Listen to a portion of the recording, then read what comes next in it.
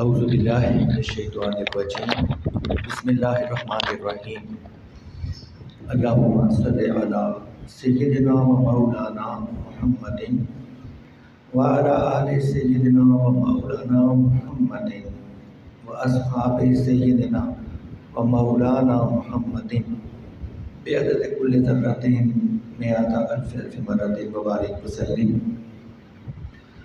نبی کریم رؤوف الرحیم صلی اللہ علیہ وسلم نے ارشاد فرمایا کہ حلال کھلا ہوا ہے اور حرام بھی کھلا ہوا ہے،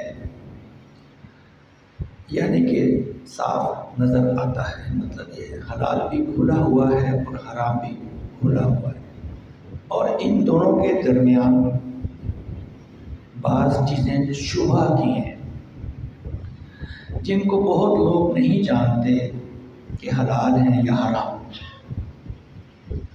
پھر جو کوئی شبہ کی چیزوں سے بھی بچ گیا اس نے اپنے دین اور عزت کو بچا لیا، اور جو کوئی ان شبہ کی چیزوں میں پڑ گیا اس کی مثال اس چرواہے کی ہے جو شاہی محفوظ چراگاہ کے آس پاس اپنے جانوروں کو چرائے۔ قریب ہے کہ کبھی اس چراگاہ کے اندر گھس جائے اور شاہی مجرم قرار پائے۔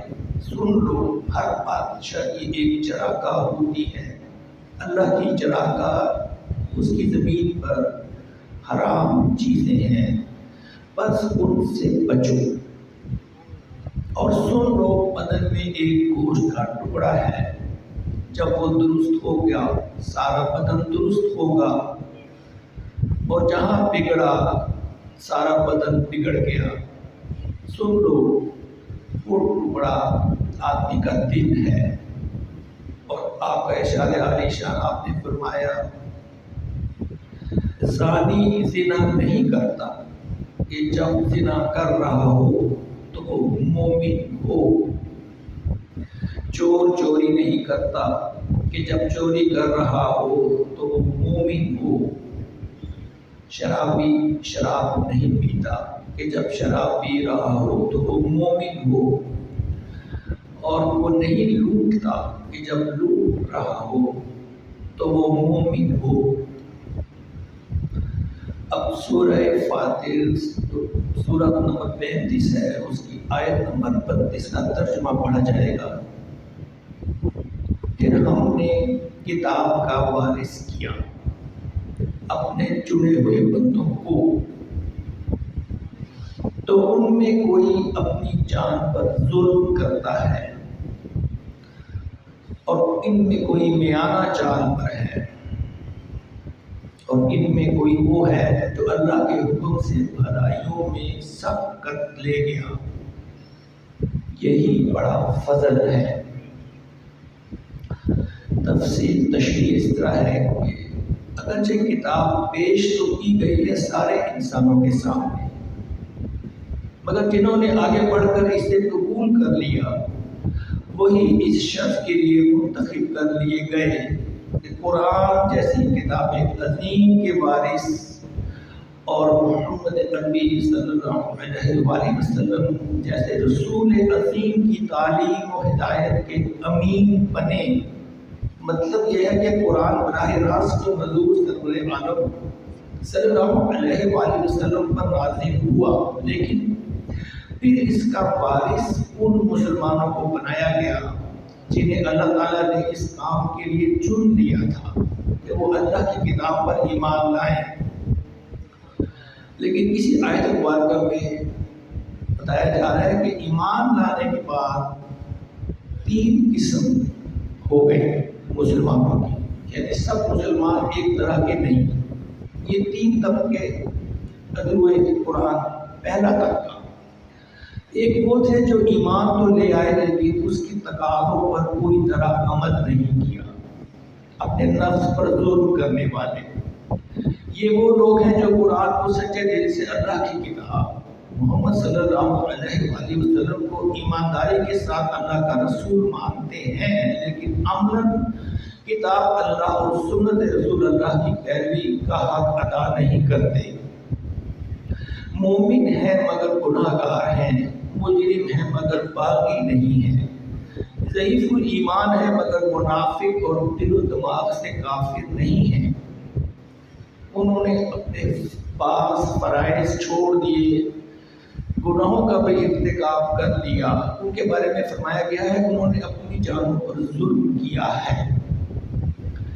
ایمان کا تقاضا تو یہ تھا کہ انہیں جنت میں فوری داخلہ نصیب ہوتا، لیکن انہوں نے گناہ کر کے اپنے آپ کو سزا کا مستحق بنا دیا، جس کے نتیجے میں قانون کا تقاضا یہی ہے کہ ایسے شخص کو پہلے اپنے گناہوں کا عذاب بھگتنا ہوگا۔ اس لیے ان کو ظالم لنفسہ ہی ہونے کے باوجود وارثین کتاب میں داخل اور اللہ کے چنے ہوئے بندوں میں شامل پھر بھی کر لیا گیا ہے، کیونکہ باغیوں، منافقوں اور کافروں کے قلب و ذہن پر ان اوصاف کا اطلاق نہیں ہو سکتا۔ تعداد کے لحاظ سے امت مسلمہ میں کثرت اسی پہلی کیٹیگری کی ہے۔ دوسرا گروپ اس آیت کے مطابق بتایا گیا ہے کہ بیچ کے راستے والے وہ لوگ ہیں جو وراثت کا حق کم و بیش ادا کرتے ہیں، پوری طرح نہیں کرتے، فرما بردار بھی ہیں، خطا کار بھی، اپنے نفس کو بالکل بے لگام تو انہوں نے نہیں چھوڑ دیا، اللہ کا مطیع بنانے کی حد تک کوشش کرتے ہیں، کبھی یہ اس کی باغیں ڈھیلی بھی چھوڑ دیتے ہیں، گناہوں میں مبتلا ہو جاتے ہیں۔ ان کی زندگی اچھے اور برے دونوں طرح کے اعمال کا مجموعہ بن جاتی ہے۔ اس درمیانے درجے کو کہا گیا ہے کہ وہ مسلمان ہیں جو فرائض اور واجبات پر عمل کرتے ہیں، گناہوں سے پرہیز کرتے ہیں، لیکن نفلی عبادت اور مستحب کاموں پر عمل نہیں کرتے۔ یہ تعداد میں پہلے گروہ سے کم ہے، تیسرے گروہ سے زیادہ ہے۔ تیسرے گروہ پر نظر ڈالتے ہیں۔ تیسری قسم ان لوگوں پر مشتمل ہے جو صرف فرائض و واجبات پر اکتفا کرنے کی بجائے نفلی عبادتوں اور مستحب کاموں کا بھی پورا اہتمام کرتے ہیں۔ نیکیوں میں سبقت کرنے والے وارثین کتاب میں صف اول کے لوگ ہیں، دراصل اس وراثت کا حق ادا کرنے والے ہیں، اتباع کتاب و سنت میں پیش ہیں، اللہ کا پیغام اس کے بندوں تک پہنچانے میں پیش، دین حق کی خاطر قربانیاں کرنے میں پیش، بھلائی کے ہر کام میں آگے۔ یہ لوگ دانستہ معصیت نہیں کرتے، نادانستہ گناہ سرزد ہو جائے تو متبنہ ہوتے ہیں اور ان کی پیشانیاں شرم سے عرق آلود ہو جاتی ہیں۔ ان کی تعداد امت میں پہلے دونوں گروہوں سے کم ہے۔ بہرحال یہ تینوں قسمیں مسلمانوں ہی کی پیار ہوئی ہیں اور آخر کار مغفرت کے بعد جنت میں انشاءاللہ تینوں قسموں کے لوگ داخل ہوں گے۔ اللہم صلی علی سیدنا و مولانا محمد وعلی آل سیدنا و مولانا محمد واصحاب سیدنا و مولانا محمد بعدد کل ذرۃ مئۃ الف مرۃ مبارک وسلم۔